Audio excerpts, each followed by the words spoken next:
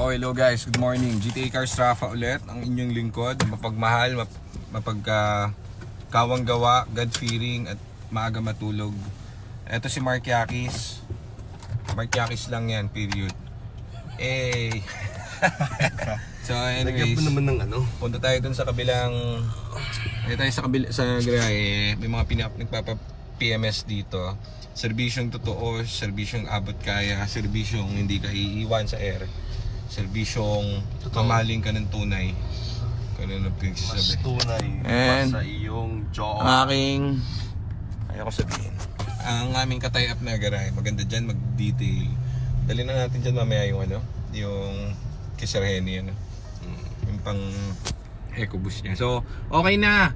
Masaya na ako ngayon kasi, guys, yung mga tinulungan namin, kung nagtatanong kung bakit ako kumuha ng panibagong garahe, ganito kasi yan, kukwento ko sa inyo para alam nyo. O di ba bumaha nakaraan, may mga kotse kami na nakabili sa amin dati pa, way back, siguro yung purple, di ba isang taon na yon? Hindi lang. Ay, parang gano'n. Mga isang taon na yun.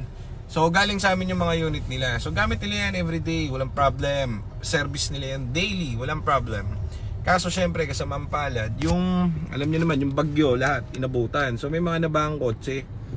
Yung mga nabahang kotse na yun, pag pinakot mo sa labas yun, mababa 300,000 doon tumataginting, maniwala ka sa akin. Kasi paano ko alam, may mga dumarating sa amin na nagpapakot, may dala silang resibo, quotation ng ibang shop. Wala akong sinisiraan na shop, wala akong beef sa mga shop dahil car dealer kami, hindi mga repair shop So dala-dala nila yung mga quotation nila, mamahal, mga 300,000. So wala tayong magagawa, mahal naman talaga kasi syempre lumubog yung sasakyan malamang mahal talaga yan. So syempre dahil nalulungkot ako pagka yung mga unit natin hindi ginagamit So syempre nabaha nga, hindi talaga under yon. Meron kaming parang 4 na unit na nabaha, nagaling dun sa yung mga pan-daily nila nabaha. Lalo na yung sa Sir Henny, shoutout kay Sir Henny, no Mark. Meron pa kami dong isa, EcoBoost. Kakabili lang a month ago, nadali rin ng baha. Kumbaga, inabutan ng baha. So, kawawa naman. Hard-earned money yung mga yan So, sabi ko, sige, dito nyo na lang pagdadalin. Ako na ang bahala. O, di pinagdadala rito, pinagtotowing dito lahat. O, di ba, Mark? Sabay-sabay yata Sabay, pinatowing dito. Alang nga. So, yan. Kaya nagkaroon kami ng mga pending. Ngayon, hindi ko kasi naisip na matatagal lang kami doon sa mga yan. Siyempre nga ba, so iisa-isayin namin yung mga modules. So, saka gusto kong makatulong doon sa mga kliyente nating nakabili. Ako naman yung sa akin pumutok yung problema. So anong nangyari, hindi kami lahat makalabas dun sa garahe kasi meron nga kami mga unit na inaayos na mga nakabili dati. So yan ang after sales na matindi. Para kang nakipagtalik kay Rapa. Ang tawag dun, daupang palad. Para kang nakipagdaupang palad. So gusto ko kasi mabuhay, gusto ko daily nyo yung gagamitin kasi syempre hard earned money yan So anyways, kahit tapos na yung mga transaction natin, gusto ko kasi kaya namin gawin yun kasi nga syempre lahat naman ng problems na mga EcoSport, Focus and Fiesta, lahat nagawa na namin yung mga yan. So syempre ayaw na namin kayong gumastos, kaya yung iba sabi ko, maka-close namin, sige dali nyo rin, kami na lang ang ayos. So yun ang nangyari, kaya ang nangyari dun, napakuha tuloy ako ng bagong garahe. Ang ending, nakatipid yung mga nagpapagawa sa akin nung unit nila.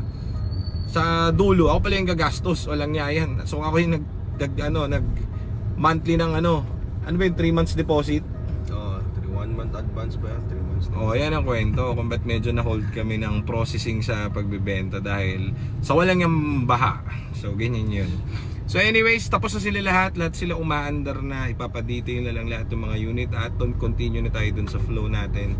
Medyo na busy lang ako dahil dyan, kumbaga mahirap din pala pagka tumutulong ka, Mark, kagustuhan ko na syempre gusto ko yung mababa lang yung magiging fee nila kasi ayaw nila ibenta yung kotse nila. May sentimental value sa kanila kasi first car nila napamahal na napamahal na kasi syempre daily driven nila kaso hindi rin naman nila kaya yung budget ng paggawa sa labas dahil napakamahal. Para ka na rin bumili ng bagong unit.